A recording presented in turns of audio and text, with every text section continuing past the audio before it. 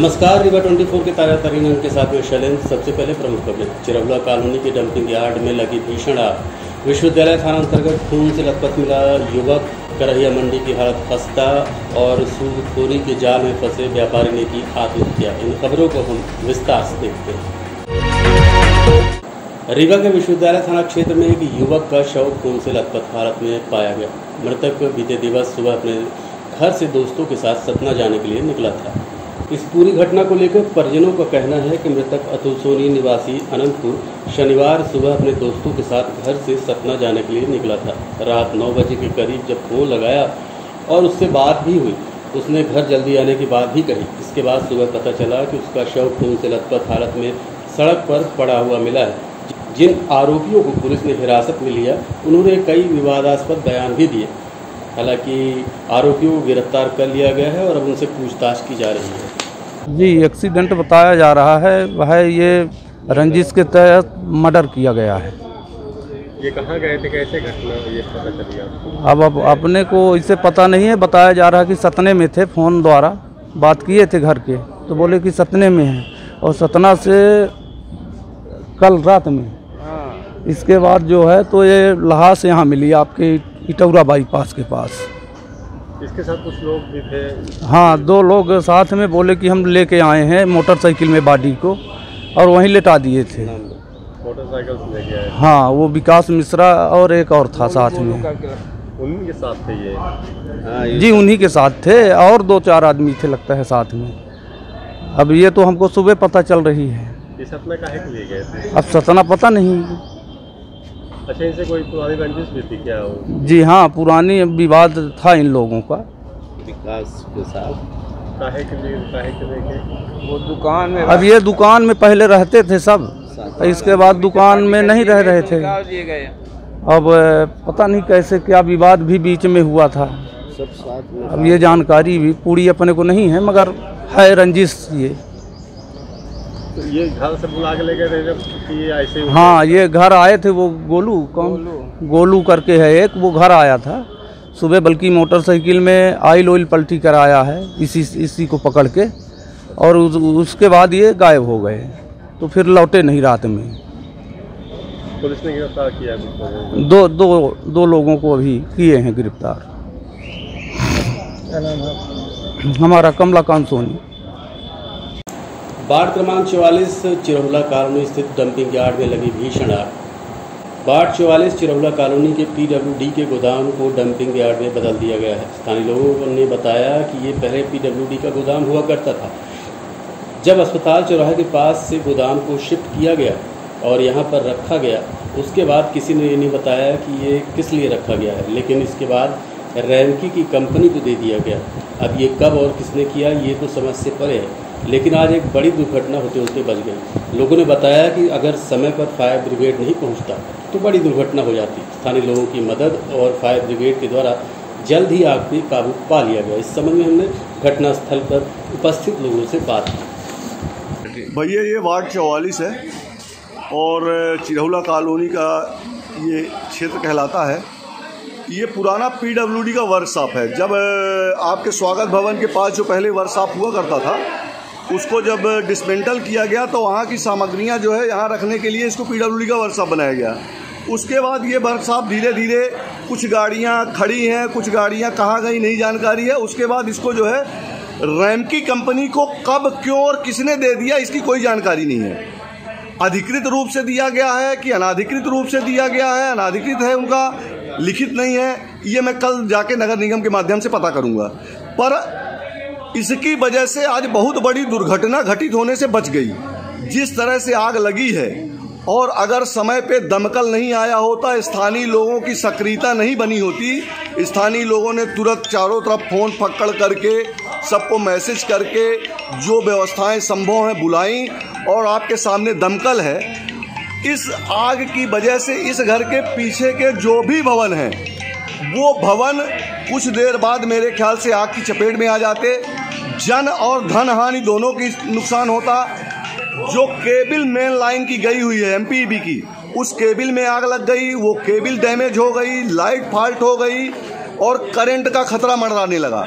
मेरी मांग ये है कि अगर अनाधिकृत रूप से रैम की कंपनी को यहाँ पे यार्ड दिया गया है तो इसको अविलंब यहाँ से हटाया जाए, और नहीं तो ये जो स्थानीय जनमानस के लोग यहाँ खड़े हुए हैं इन सब को लेके नगर निगम में धरना दूंगा, और जब तक इसको नहीं हटा दिया जाएगा तब तक हम लोग वहाँ से नहीं उठेंगे, क्योंकि जीवन है तो सब कुछ है, जीवन चला जाएगा तो सब चला जाएगा। आज ये किसमें लगी? कचड़े में। आग कचरे में लगी हुई है।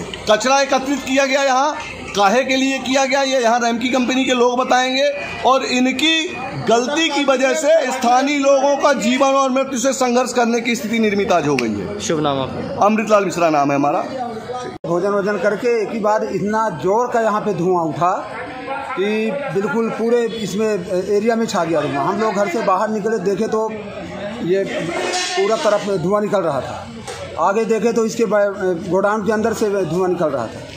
अब ये वो कैसे आग लगी, यहाँ पे कचरा डंप क्यों किया जाता है, जबकि कचरे की गाड़ी कचरा कलेक्ट करके पहरिया में जाना चाहिए, जो वहाँ कचरा वो डाउन करने का स्थान है, लेकिन यहाँ पर गाड़ियाँ ले आके कचरा क्यों डंप कर देती हैं ये समझ में नहीं आ रहा।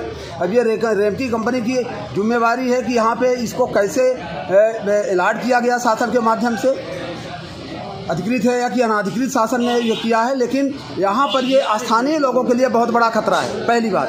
दूसरी बात, इसके माध्यम से यहाँ पर हम लोगों को बदबू का भी सामना करना पड़ता है और प्रदूषण भी फैलता है इससे। तो हम सबकी यही मांग है, जितने यहाँ पे हम स्थानीय निवासी हैं, सबकी यही मांग कि इसको अगर अवैध रूप से उसको अलॉट किया गया है तो इसको यहाँ से हटवाया जाए और हम लोगों की जान सुरक्षित रहे, बस यही हमारा। शुभ नाम आपका? गया प्रसाद तिवारी। शहर की बड़ी मंडियों में शुमार करहिया मंडी में सब्जी व्यापारियों का हाल खस्ता है। सब्जी व्यापारियों का सामान खुले में बाहर रखे होने की वजह से चोरी हो जाया करता है। सब्जी व्यापारियों को अभी तक न तो दुकानें उपलब्ध हो पाई हैं और न ही सब्जी मंडी में किसी भी प्रकार की सुविधा है। आलम यह है कि स्ट्रीट लाइट तक खराब पड़ी है, रात होते ही अंधेरा तो हो ही जाता है, जिससे सब्जी व्यापारियों को काफ़ी परेशानियों का सामना करना पड़ता है। बारिश की वजह से लाखों का सामान पानी में ख़राब हो रहा है, जबकि 2016 में देवी कंस्ट्रक्शन कंपनी को दुकान निर्माण के लिए टेंडर दिया गया था, जिस पर कंपनी ने 8 महीने के अंदर दुकान बनाकर सब्जी व्यापारियों को देने की बात कही थी। 5 साल बीतने को है, दुकानदारों को अभी तक दुकान नहीं मिल पाई है। बता दें कि इस समय सब्जी मंडी में रीवा सहित आसपास के ज़िलों से लोग पहुंचते हैं। यहाँ के टमाटरों को उत्तर प्रदेश भेजा जा रहा है, जिससे काफ़ी मात्रा में वाहन प्रवेश करते हैं। इसी वजह से मंडी में भीड़ बहुत ज़्यादा हो जाती है और लोगों को सब्जी खरीदने में काफ़ी परेशानियों का सामना करना पड़ता है।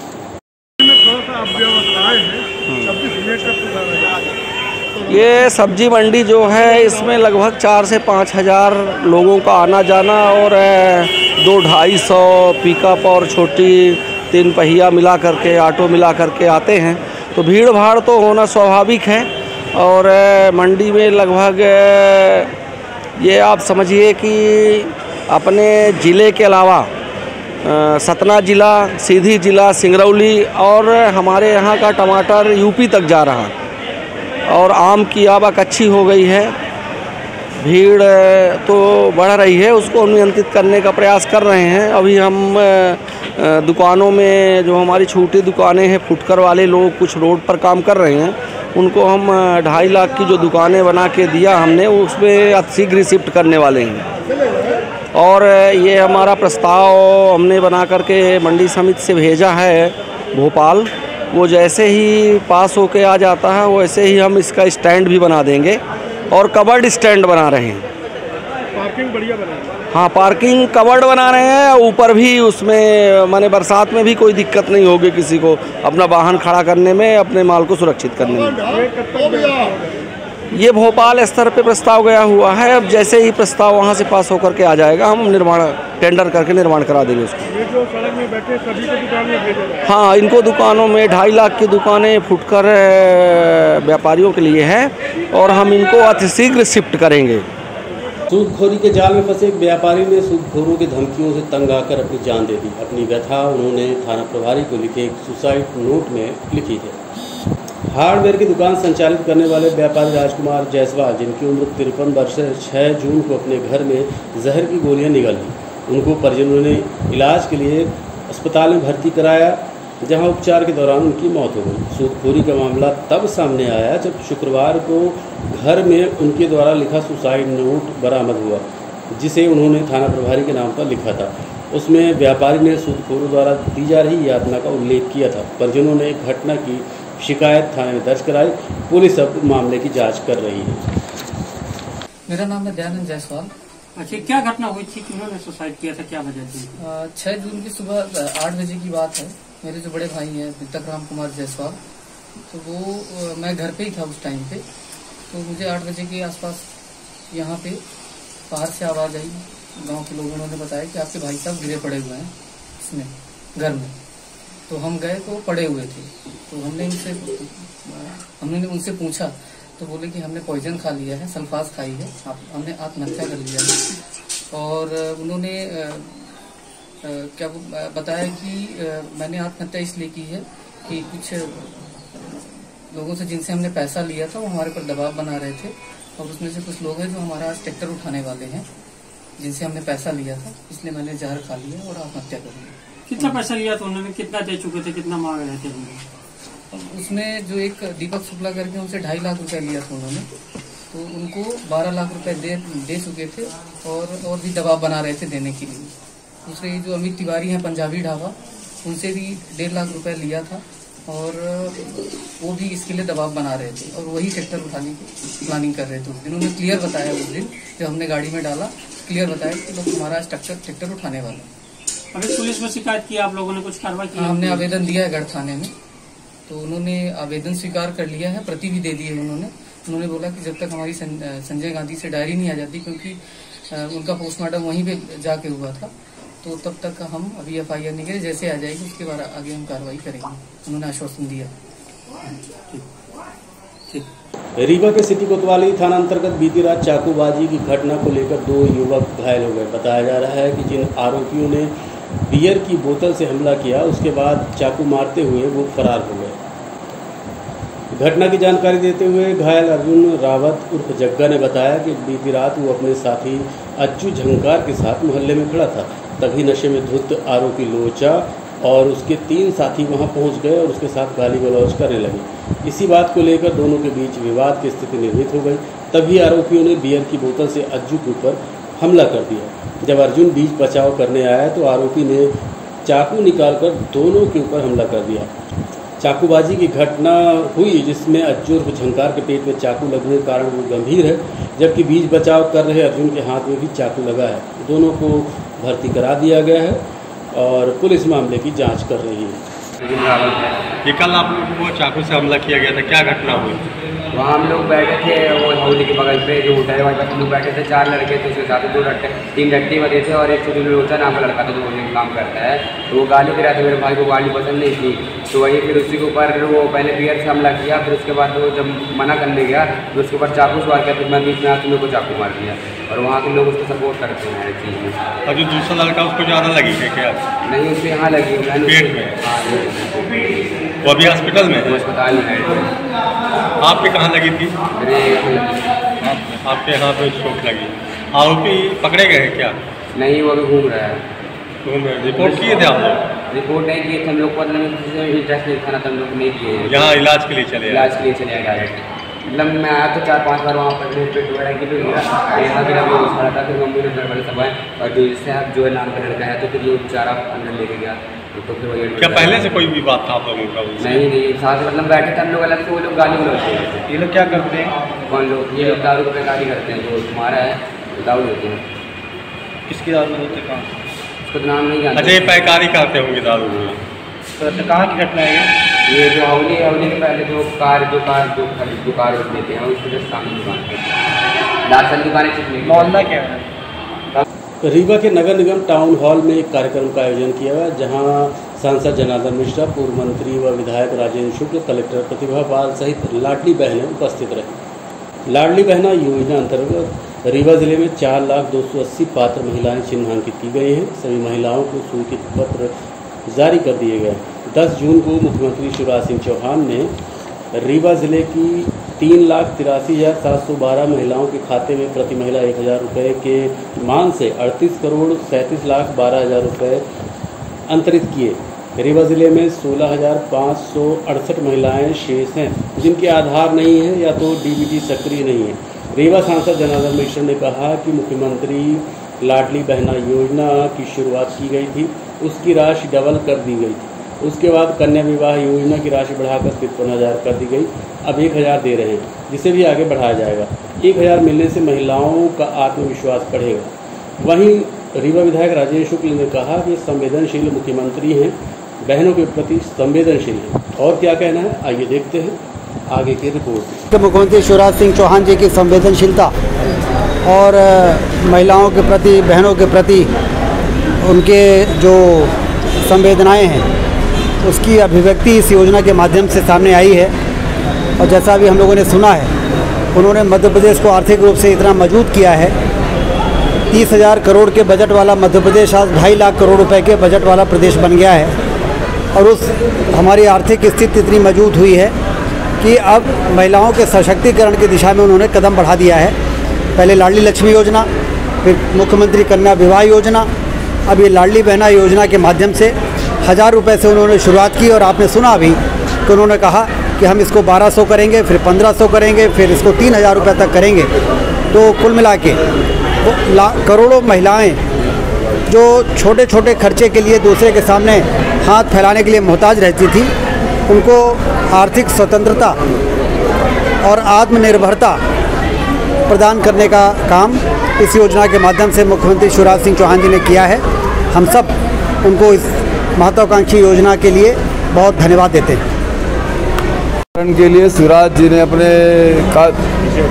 कार्यकाल के प्रारंभ से ही लाडली लक्ष्मी योजना से इसका शुभारंभ किया और उसकी राशि बढ़ाते बढ़ाते दुगनी कर दी। और इसी तरह से कन्या विवाह योजना की राशि को भी उन्होंने 25,000 से 53,000 तक किया।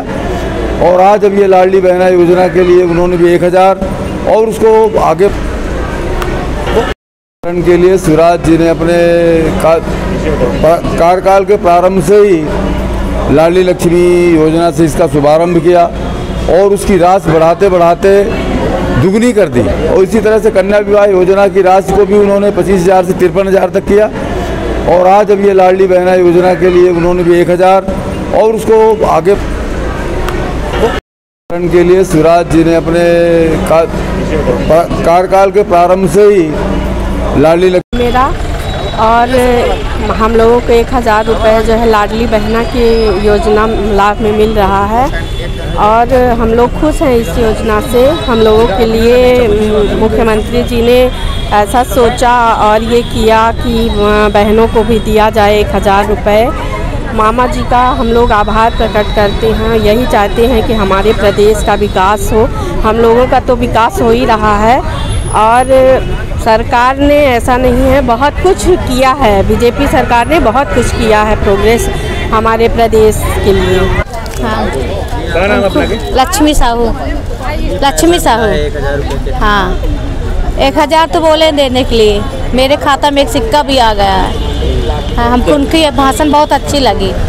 क्या करेंगे आप अपने पैसों से? क्या करेंगे, होगा जो खर्चा पानी करेंगे उसी में से, है ना। हमारी दुकान भी बंद रहती है, हमारे आदमी की तबीयत भी ठीक नहीं है। हमको 1,000 मिलेगा, उसको सब खर्चा क्या कहेंगे मुख्यमंत्री जी की इस योजना को? हाँ, मुख्यमंत्री जी हमको दिए 1,000 रुपये, हम उसमें से पूरा काम करेंगे। हमारे आदमी साल भर 3 साल का काम नहीं, हम जाते हैं कहीं खाना ना बनाने, आर्डर जहाँ आर्डर मिलता वहीं जाते। 1,000 से बहुत मदद होती है। हमारी दुकान भी बंद रहती है, हमारे आदमी की तबीयत भी ठीक नहीं है। हमको 1,000 मिलेगा, उसको सब खर्चा क्या कहेंगे मुख्यमंत्री जी की इस योजना को? हाँ, मुख्यमंत्री जी हमको दिए 1,000 रुपये, हम उसमें से पूरा काम। संयुक्त महाविद्यालय अतिथि विद्वान नियमितीकरण संघर्ष मोर्चा ने आज अपनी मांगों को लेकर एक पत्रकार वार्ता का आयोजन किया। आइए देखते हैं क्या कहना है इनका। मैं बताना चाहता हूं कि जब राजीव शुक्ला जी पहले कैबिनेट मंत्री थे, उस समय रुस्तम सिंह थे, गौरी शंकर सेजवार जी थे, उस समय जयभान सिंह पवैया जी उच्च शिक्षा मंत्री थे और उस समय हम लोगों को वेतन मिलता था 12,000 14,000 और उससे भी मिनिमम प्राचार्य ऑप्शन लगा देते थे। बहुत सारी विसंगति आप लोगों के बीच में भी कई सारे विद्वान रहते हैं, प्रति पीरियड मिलता था। उस समय हम लोग राजेंद्र शुक्ला जी से मिले थे और शुक्ला जी जिम्मेदारी के साथ कैबिनेट में हमारा मुद्दा उठाए थे और इनके मुद्दे का समर्थन किए थे नरोत्तम मिश्रा, गौरी शंकर सेजवार जी और अजय बिश्नोई, वो भी कैबिनेट मंत्री थे, अजय बिश्नोई भी समर्थन किए थे। तो कई सारे उसमें मंत्री, लेकिन उस समय कुछ अधिकारी हमारे विरोध में थे और शिवराज सिंह चौहान जी खुद हमारे विरोध में थे। मैं बता रहा हूँ, क्योंकि राजेंद्र शुक्ला जब मुद्दे को उठाए और वहाँ पे शिवराज जी जब अपोजिट थे तो वहाँ पे गतिरोध हो गया था। लेकिन इन सबके प्रयासों से फिर हम लोगों का पेमेंट जो कुछ बढ़ा तो 30,000 फिक्सेशन हुआ, ठीक, और जो हमारा पीरियड वाइज था वो हमारा डे वाइज हो गया। तो ये राजेंद्र शुक्ला की उपलब्धि मैं कह मानता हूँ। दूसरी चीज, जीतू पटवारी, मैंने कांग्रेस का भी जिक्र किया है। जीतू पर जब कमलनाथ जी की सरकार थी तो मैं जिम्मेदारी के साथ कह रहा हूँ कि हिंदुस्तान 25 वर्षों के इतिहास में पहली बार नोटशीट बनाई थी कांग्रेस सरकार ने हमारे नियमितीकरण के लिए। वो जीतू पटवारी जी उच्च शिक्षा मंत्री थे 12 महीने की सरकार में, तो मैं उनका भी ऋणी हूँ। और उन्होंने सीधे लिखा था कि जो यूजीसी क्वालिफाइड अति विद्वान हैं, जो योग्यता पूरी करते हैं, उनको नियमित किया जाए, जो पीजी एमफिल है उनको संविदा पर नियुक्त किया जाए। वो नोटशीट कापी भी हमारे पास है। और अभी भी कमलनाथ जी ने घोषणा किया होशंगाबाद में कि जैसे हमारी सरकार बनेगी उस नोटशीट को पहली कैबिनेट में हम सरकार में रखेंगे, क्योंकि वो मंत्रिपरिषद से पास थी। तो फिर आप लोग हो जाएंगे समर्थन में कांग्रेस के? अगर ऐसा नहीं, अभी चूंकि भाजपा सत्ता में है तो अभी हम हमारा सरकार से आग्रह है कि सरकार करे। अगर नहीं करती तो मजबूर हमको उतरना पड़ेगा सड़क में। और अगर हमारा आंदोलन है तो एक तरह से आंदोलन है तो आंदोलन मांग भी है सरकार से, और सरकार के विरोध में भी। आंदोलन का मतलब ये परिभाषा है कि अपनी मांग या तो विरोध। आंदोलन में अगर हम उतरेंगे तो हम तो जिंदाबाद नहीं कहेंगे, हम तो ये कहेंगे कि मामा हमारी बात सुनो, वादा खिलाफी नहीं चलेगी, बस। मामा ने कर दिया तो नहीं, मामा करे तो पहले सरकार जो करेगी। मामा से तो हम आग्रह हम विनती करें नहीं हर जगह जाके। आग्रह करते हुए कितने साल? आग्रह करते हुए ये व्यवस्था दिग्विजय सिंह जी की देन है जब मुख्यमंत्री थे, और इसका पूरा पालन पोषण शिवराज सिंह चौहान जी 18 साल की सरकार में किए हैं। सबसे ज़्यादा शोषण शिवराज सिंह चौहान जी की भाजपा सरकार ने तो विद्वानों को किया है। और ये बात हम लोग जिम्मेदारी से सभी विद्यार्थियों को बताएंगे कि आपको जो गुरु पढ़ाते हैं, आप भी देखते हैं कि चाहे रीवा कॉलेज हो, चाहे पूरे मध्य प्रदेश के सिर्फ विद्वान ताला खोलते हैं, ताला बंद करते हैं।